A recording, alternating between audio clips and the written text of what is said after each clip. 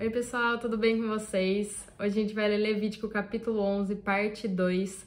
Antes de começar, eu queria pedir para você que está assistindo pelo canal do YouTube, se inscreve no canal, você que está assistindo pela página do Face, segue a página, para vocês não perderem nenhum vídeo e seguirem comigo nessa jornada.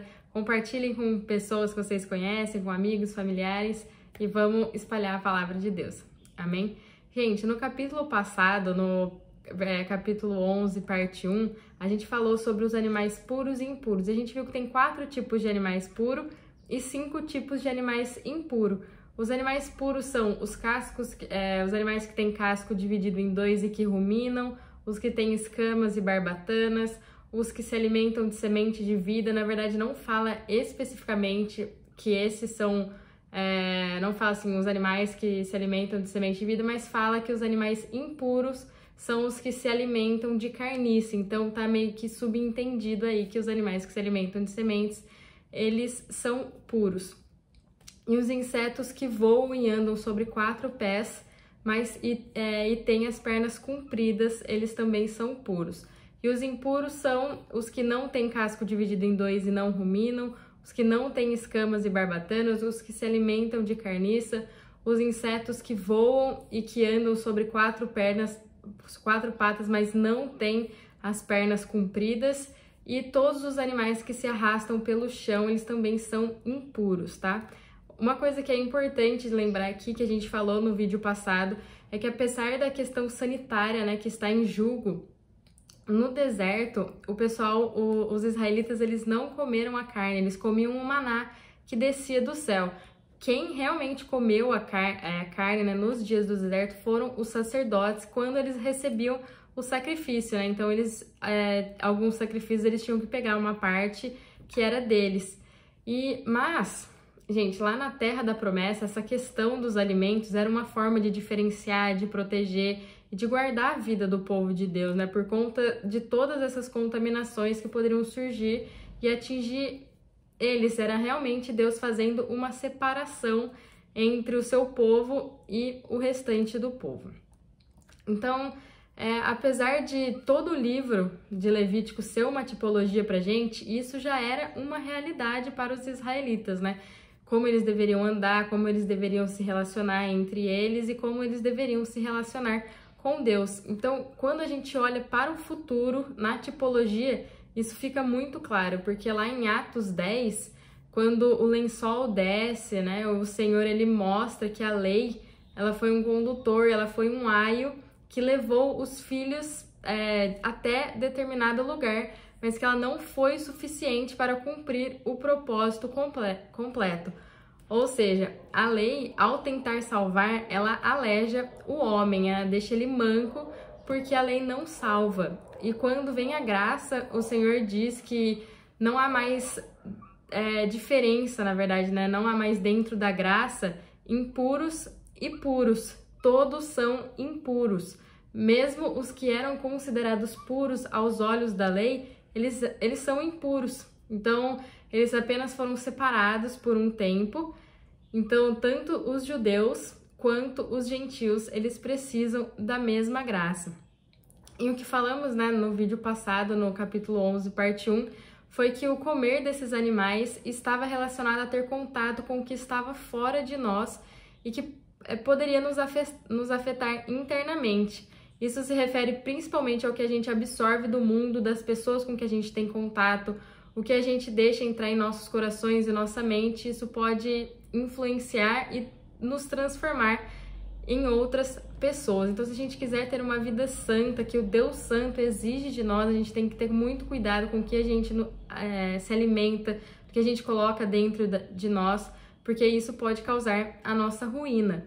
Então, a gente leu no capítulo passado, no vídeo passado, até o versículo 11, e a gente falou sobre as divisões desses animais, e os terrestres, os aquáticos, as aves, os insetos, os que rastejam pelo chão, quais eram puros e quais eram impuros. Agora a gente vai dar continuidade explicando o que deveria acontecer se caísse esses animais que estavam mortos, né, em vasos, em potes, na água, até na terra, e enfim. Amém? Vamos começar a leitura aqui. Agora a gente começa no versículo 32. Todo o objeto sobre o qual cair algum desses animais, estando mortos, será imundo, seja vaso de madeira, ou vestes, ou pele, ou saco, qualquer instrumento com que se faz obra, será colocado na água. Será imundo até a tarde, e então será limpo. Então, tudo que cair, tudo que a carcaça de um animal cair em cima é impuro. E tudo que tiver contaminado será lavado com água. Isso significa que a contaminação da morte deve ser lavada pela lavagem do espírito da vida. Então, a água representa o espírito da vida. Quando nós somos contaminados, a gente tem contato com a morte, né? Pela desesperança, incredulidade e tudo mais, enfim, a gente deve ser lavado pela palavra e pelo Espírito Santo. Todo vaso de barro em que cair algum deles, tudo o que houver nele será imundo, e o vaso quebrareis. Todo alimento preparado com a água deste vaso será imunda, e toda bebida que se pode beber depositada nesse vaso será imunda. Todo objeto sobre o qual cair algum desses cadáveres será imundo. O forno e o vaso de barro serão quebrados. Imundos são, portanto, vos serão imundos. Então aqui, quando a carcaça de qualquer animal cair em cima de um vaso de barro, ou um forno, ou um fogão, eles eram impuros. De modo que o vaso, o que a carcaça tivesse caído em cima, deveria ser destruído. Isso significa que o nosso homem natural ele deve ser quebrado por estar contaminado com a morte. A gente não deve permanecer dessa maneira, né? A gente não deve permanecer com a herança que a gente herdou lá de Adão. Então, quando a gente aceita Jesus como nosso Senhor e Salvador, nosso espírito é regenerado, mas a nossa alma, o nosso interior, né, a nossa carne, não. Então, ela precisa ser transformada, precisa ser quebrado, moldado, e isso acontece através da palavra de Deus. Então, qualquer alimento em que a água foi derramada, né, num vaso de barro, contaminado por um cadáver, bem como qualquer bebida que continha dentro daquele vaso, era impuro. Isso significa que a pessoa que é afetada pelo mundo ou se misturou com o mundo é facilmente contaminada pela morte, porque se a gente for mundano e não ansiarmos as coisas do céu, não nos fortalecermos na palavra, absorvermos ela, muitas vezes, sem a gente perceber, a gente vai estar nos alimentando, nos contaminando com a morte, com a destruição. A fonte ou cisterna, porém, que contém águas, será limpa, mas quem tocar no cadáver será imundo. Então, a nascente ou a cisterna que coletava água era limpa. Isso significa que todo riacho de água viva, né, um riacho que sempre lava a contaminação da morte, é mantido limpo. A fonte de água vida representa o Espírito e a cisterna de água representa Cristo, que é o portador dessa água viva. Então, enquanto a gente tiver a fonte e a cisterna, né, o Espírito e o Cristo em nossas vidas diárias, dentro de nós, a gente vai estar limpo. Se um dos seus cadáveres cair alguma coisa sobre alguma semente que se há de semear, esta será limpa. Se, porém, for derramada água sobre a semente e um cadáver cair sobre ela, será imunda. Então, se parte da carcaça de um animal caísse sobre qualquer semente a ser semeada, a semente ainda ficaria limpa. Isso significa que tudo o que vive, que tem vida, tem força para resistir à contaminação e permanecerá limpo. A semente que possui a vida, que tem força para resistir isso, tipifica Cristo. Então, somente Cristo, né, pode nos purificar. Ele é o nosso alimento espiritual que nos fortalece, nos purifica, nos limpa de tudo o que nos contamina, até mesmo de nós mesmos, porque em nosso ser está enraizado o pecado, onde a gente já nasce morto espiritualmente, e somente Cristo pode nos trazer de volta à vida. Amém? Se morrer algum dos animais destinados à vossa alimentação, quem tocar no seu cadáver será imundo até a tarde. Quem comer do seu cadáver lavará suas vestes e será imundo até a tarde. Quem transportar o seu cadáver lavará suas vestes e será imundo até a tarde. Aqui, gente, mesmo as carcaças de animais limpos, elas são consideradas impuras. Então, a pessoa contaminada pela carcaça, ela tinha que lavar as suas roupas. Isso significa que a contaminação da morte deve ser removida de nossas vidas, né? O vestido aqui representa a nossa caminhada diária, né? A nossa vida diária, que deve ser lavada da contaminação da morte. Quem nos lava é o Espírito Santo, a palavra de Deus, que nos purifica, nos fortalece em fé, para cada vez mais sermos menos contaminados pelas coisas do mundo. Toda criatura que se arrasta sobre a terra será abominação, não se comerá. Tudo que anda sobre o ventre e tudo que anda sobre 4 pés, ou que tem mais pés de toda criatura que se arrasta sobre a terra, não comereis, é abominação. Não façais a vossa alma abominável por nenhuma criatura que se arrasta, nem com ela vos contaminareis, para não serdes imundo. Então, as criaturas que rastejam sobre a terra, ou que andam, né, com a barriga no chão, elas representam Satanás com todos os seus espíritos malignos e demônios, né? E deixar com que as mentiras de Satanás entrem em nós, né? A gente começar a acreditar nas coisas que ele fala, e cada vez achar que tudo isso é verdade. Isso pode nos afundar muito, nos levar à morte espiritual, nos deixar descrentes e sem esperança. Por isso, a todo instante, a gente deve observar o que tem nos alimentado, que tipo de coisa a gente tem absorvido. São coisas que nos levam para Deus, são coisas que nos afastam de Deus, né? O nosso discurso, ele tem vida, ele tem restauração, ele tem renovo, prosperidade, ou ele está cheio de morte e coisas ruins. A gente precisa tomar muito cuidado, porque o que a gente deixa entrar em nossos corações e mentes influencia e muito na nossa vida. Eu sou o Senhor vosso Deus, consagrai-vos e sede santos, porque eu sou santo. Não vos contaminareis com nenhuma criatura que se arrasta sobre a terra. Eu sou o Senhor que vos fiz subir da terra do Egito para ser o vosso Deus. Portanto, sede santos, porque eu sou santo. Então, gente, somente Cristo pode nos manter santos, assim como Deus é santo. A gente viu nos vídeos passados que a gente deve entregar Cristo como nosso holocausto a Deus, porque sem Ele em nossas vidas a gente não consegue se entregar plenamente, absolutamente a Deus. E a mesma coisa acontece aqui com relação a nos santificar. A gente deve cada vez mais viver Cristo, né? Que não viva mais a gente, mas que Cristo vive em nós, porque sozinhos, sem Jesus, a gente nunca vai conseguir ser santo. Agora, a santificação, ela tem a ver com a transformação da alma, né? O espírito está pronto, mas a carne é fraca. E essa transformação vem com o ouvir da palavra de Deus, vem com o ler a Bíblia. Amém?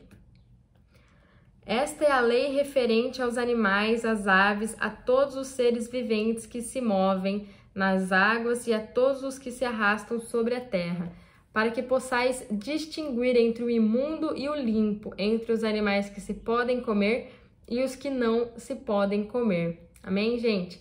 Agora, eu vou entrar, na verdade, um assunto rapidinho com vocês, mas que é de suma importância aqui, porque a gente acabou de ler o capítulo 11. Então, visto que o capítulo 11, né, ele enfatiza muito a questão da dieta, né, a questão da alimentação, e a gente percebe aqui que a palavra cadáver ou cadáveres é usada muitas vezes, né? E sem morte não haveria cadáveres, portanto, o cadáver ele denota uma morte. E o fato da morte aqui ser mencionada em relação ao que a gente se alimenta é uma questão de vida ou morte. Se a gente tiver contato com coisas limpas, a gente vai ganhar vida. Se a gente tiver contato com coisas impuras, a gente vai receber a morte. E uma outra palavra que é muito usada aqui neste capítulo que a gente acabou de ler, tanto na parte 1 como na parte 2, é a palavra abominação, que se refere à impureza, que a gente deve odiar a impureza, a imundícia, a gente deve abandoná-la ao máximo, porque ela nos traz morte e o resultado final da morte é o cadáver. Então, a gente viu lá no versículo 39 e 40 que até as carcaças de animais limpos, elas eram impuras. Então, esse capítulo aqui como um todo, ele está nos instruindo a nos abster de toda sujeira, da morte, de nos afastar daquilo que está nos contaminando, de blindar nossas mentes e nossos corações para a gente não absorver algo que trará a nossa destruição, que quando a gente abre a boca só vai sair palavras de descrenças, de incredulidade, de medo. Na verdade, a gente deve sempre estar nos fortalecendo de fé através da palavra de Deus, porque muito mais do que a morte física, que esse capítulo está nos advertindo a evitar a morte espiritual, a não sermos contaminados e nem absorver palavras que vão diminuir a nossa fé e nos trazer esta morte. Amém? Gente, agora eu queria trazer, na verdade, em termos de tipologia aqui, uma conclusão que Cristo ele também representa esses animais puros. Gente, é tremendo, esse livro de Levítico é maravilhoso mesmo, não? Então, primeiro, o Cristo tem casco dividido e que rumina, que tá lá no versículo 3. Quando Cristo ele andou na terra, né, os seus cascos estavam claramente divididos e ele também ruminava, né? Ele estava cheio de discernimento e ele recebeu a palavra de Deus e ele refletia essa palavra. O Cristo tem barbatanas e escamas, né, que está lá no versículo 9. Quando ele estava aqui na terra, ele podia se mover livremente, sem ser preso pelas coisas mundanas. E Cristo também tem escamas, né? Então, por causa delas, ele foi capaz de resistir à influência desse mundo corrupto. Cristo tem pernas longas, bem como pernas que podem pular no chão, né? Então, portanto, quando ele estava aqui na Terra, ele poderia viver e agir levando uma vida que estava acima do mundo e ele poderia se manter longe do mundo. A gente vê isso lá no versículo 21. Cristo é a fonte ou a cisterna que coleta a água viva. Então, ele é a fonte do Espírito vivo de Deus e também é o portador desse Espírito vivo. Como ele diz, né? Aquele que tem sede, vem a mim e beba, e se satisfará. E Cristo também, lá no versículo 37, a gente vê que tem se um dos cadáveres cair alguma coisa sobre alguma semente que se há de semear, esta será limpa.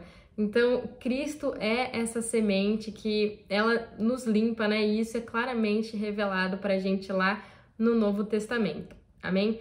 Gente, até mesmo o capítulo 11 aqui, que a gente vê tantos animais que muitas vezes pode ser de difícil entendimento, a gente vê que tem muito Cristo nesse capítulo, né? Ele é o nosso suplemento em todos os aspectos da nossa vida, gente. Glória a Deus por ele, amém? Esse é o capítulo 11, espero que vocês tenham gostado, né, da parte 1 e da parte 2 e até o próximo vídeo. Tchau, tchau!